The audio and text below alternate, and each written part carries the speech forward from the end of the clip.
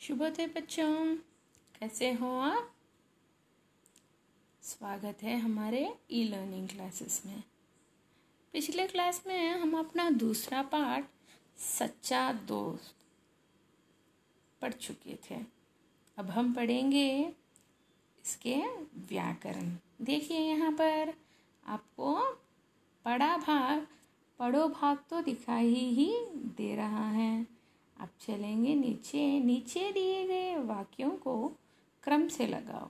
क्रम का अर्थ क्या है बच्चों? ऑर्डर से लगाओ। यहाँ पर देखिए एक वाक्य दिया गया है जो पहले आएगा इस पाठ में। उसका एक दोस्त था, ये आया पहला। और दूसरा क्या है बताइए? मेरी शाखाएं काटो, नाव बना लो, ये है हमारा दूसरा वाक्य।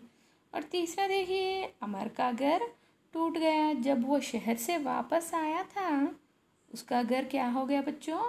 टूट गया था। और चौथा देखिए, सब कुछ दान कर दिया। कौन दान कर दिया सब कुछ? हाँ, पेड़ ने उसका सब कुछ दान कर दिया। अब देखिए इस तरह पेड़ ने अपनी सच्ची दोस्ती निभाई है। ये है हमारा पांचवा वाक्य। इस प्रकार हमें वाक्यों को क्रम में लगाना है। ये तो हमने कर दिए। अब देखिए नीचे देखेंगे, नीचे क्या है? देखिए नीचे लिखो भाग है। लिखो में क्या है? देखिए प्रश्न देखिए आप। पेड़ से हमें क्या क्या लाभ है? मुझे पता है, अब सभी को पेड़ से होने वाले लाभ यानी उपयोग के बारे में पता है। जैसे पेड़ों से हमें फल मिलते हैं, फूल मिलते हैं, प्राणवायु यानी ऑक्सीजन मिलता है। पत्तों से हम माला बनाते हैं, माला को दरवाजे के ऊपर बांधते हैं। इस प्रकार हमें बहुत सारे उपयोगों के बारे में पता है। यहाँ आपको अपने वाक्यों में लिखना है। जैसे देखिए हम पहले एक वाक्य लिखने का प्रयास करेंगे। पेड़ों से क्या मिलेगा बच्चों बताइए? हाँ, पेड़ों से मिलेगा फल और फूल। पेड़ों से फल मिलता है। देखिए मैं तो लिखने के प्रयास कर रही हूँ और आप भी सुलेख यानी अच्छे हैंडराइटिंग में आपको यहाँ लिखना है। ठीक है बच्चों? हाँ, इस प्रकार आपको पांच वाक्य लिखिए।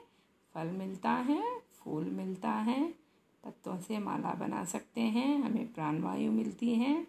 और पेड़ों से हम क्या क्या चीज़ें बना सकते हैं? जैसे कुर्सियाँ, दरवाजे, मेज़, ये पूरे बना सकते हैं। इस प्रकार आपको लिखना है पेड़ों से होने वाले लाभ। अब देखिए यहाँ पर दूसरे भाग में हमें दिया गया है शब्द भंडार। देखिए शब्द भंडार में पहले हम देखेंगे।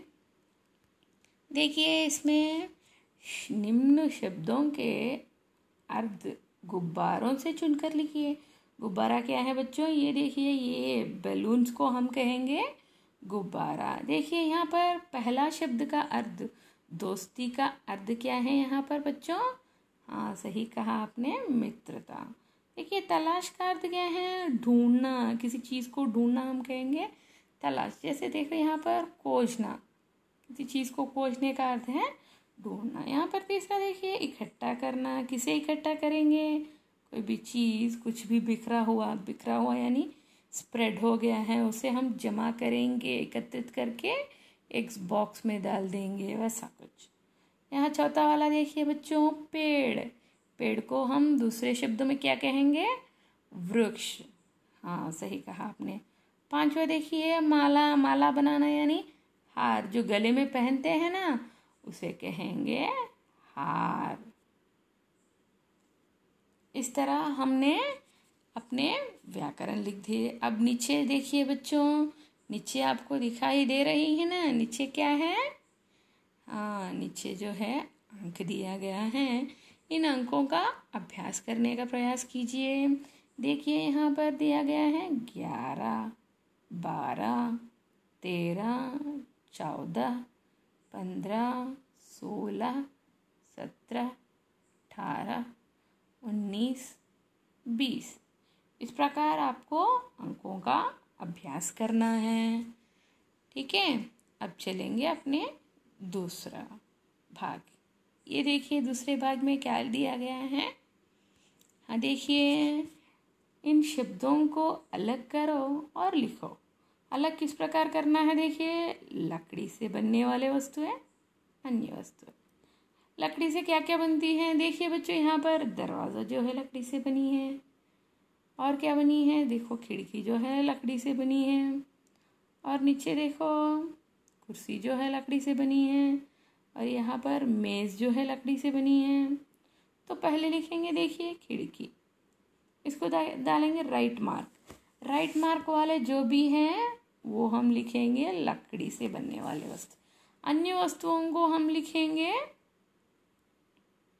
कुछ अलग मात्रा, जैसे इंटू मार्क देंगे। ये है अन्य वस्तु। देखिए यहाँ पर गिलास जो है अन्य वस्तु है, तो गिलास को यहाँ अन्य वस्तु में लिखें। मेज जो है लकड़ी से बनने वाली चीज़ है। कलम जो है अन्य वस्तु है। पंखा जो है अन्य वस्तु है। बल्ला जो है, बैट यहाँ पर दिख रहे हैं ना, वो जो है लकड़ी से बनती है। किताब जो है वो भी लकड़ी से ही बनती है, आपको पता है ना। कुर्सी जो है वो भी लकड़ी से ही बनती है। थैली जो है कपड़ा से बनता है, ये अन्य वस्तु है। दरवाज़ा जो है लकड़ी से बनती है। इस प्रकार आपको लकड़ी से बनने वाले और अन्य वस्तुओं को लिखना है।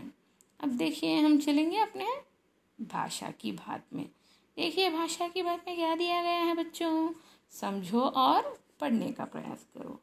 एक पेड़ अनेक पेड़, क्या है ये, एक वचन बहुवचन। देखिए पेड़ का बहुवचन तो पेड़ ही होगा, फूल का बहुवचन फूल ही होगा, इसीलिए आगे लगाया गया है एक और अनेक। एक का अर्थ है सिर्फ एक, अनेक का अर्थ है एक से ज़्यादा, कितना भी हो सकता है। उस प्रकार हमें जो भी शब्द है उसका वाक्य यानी बहुवचन में क्या आएगा, पेड़ का बहुवचन पेड़ ही आएगा, फूल का बहुवचन फूल ही आएगा, घर का बहुवचन घर ही आएगा। इसीलिए हम एक और अनेक शब्दों का प्रयोग कर रहे हैं ताकि बहुवचन में लिख सके। जैसे एक फल अनेक फल, एक शहर अनेक शहर, एक गांव अनेक गांव। समझ में आया ना। यहाँ पर देखिए सृजनात्मक अभिव्यक्ति, यानी हमें सोच के इसका आंसर लिखना है। यानी इसमें क्या लिखना है देखिए, यहाँ पर आप निम्न संकेतों के आधार, संकेत यानी हिंट के आधार पर पेड़ के बारे में लिखो। किस प्रकार लिखना है, वाक्य के रूप में लिखना है। जैसे देखिए, और अब पेड़ और फूल के बारे में लिखेंगे हम।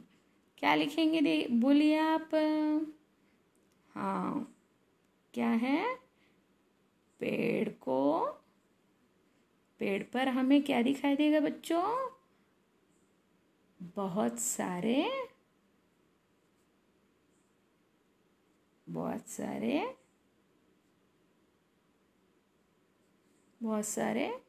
फूल है या फल है, जो भी लिख सकते हैं आप, फूल है या फल है।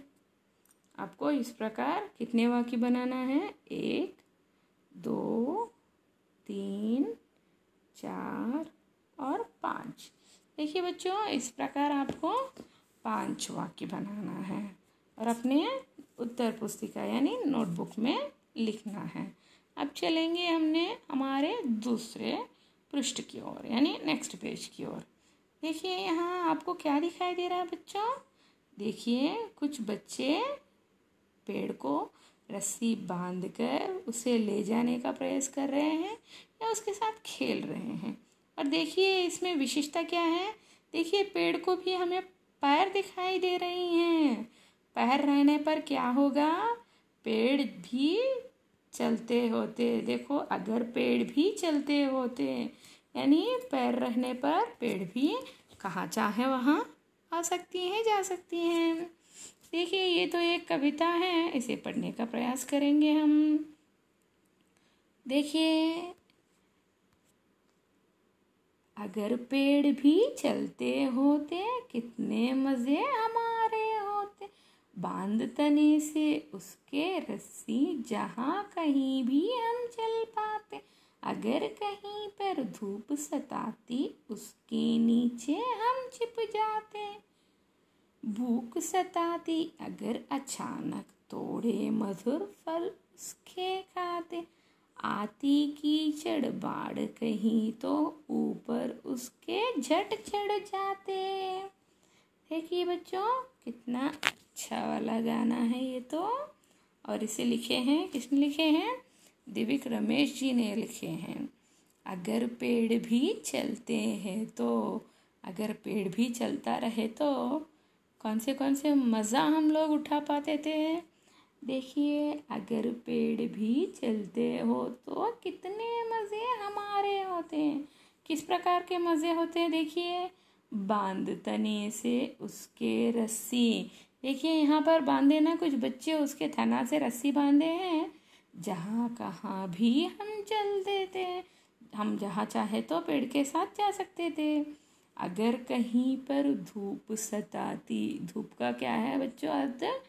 समर में जो गर्मी होती है ना, उसे हम कहते हैं धूप। अगर हमें ज़्यादा धूप लगने पर क्या करते हैं हम? उसके नीचे हम छुप जाते, उसके नीचे, पेड़ के नीचे जाकर हम लोग बैठ जाते उसके छाँव में, उसके शैडो में। भूख सताती अगर अचानक, भूख यानी हम हंग्री, यानी हमारे पेट में गुड़गुड़ यानी खाने की भूख लगी तो थोड़े मधुर फल उसके खाते। उसके फल जैसे दिखाई दे रहा है ना, एक बच्चा यहाँ पर उसका फल खा रहा है। इस प्रकार हम भी, अगर हमें भूख लगे तो उसके मधुर फल खा सकते हैं। आती कीचड़ भाड़ कहीं तो, कीचड़ भाड़ का अर्थ क्या है?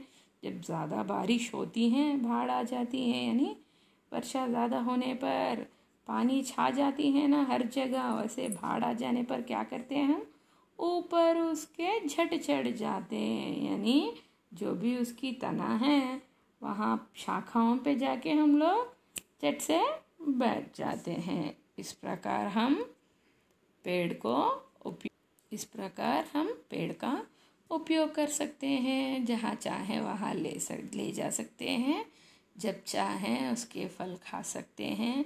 अगर हमें धूप सताती है या हम थक गए तो उसके नीचे छिप जा सकते हैं। कहीं पर भी कीचड़ दिखाई दिया तो उसके शाखाओं पर जाके बैठ सकते हैं। हाँ, इस प्रकार इस कविता को भी पढ़ने का प्रयास कीजिए। ठीक है बच्चों, धन्यवाद।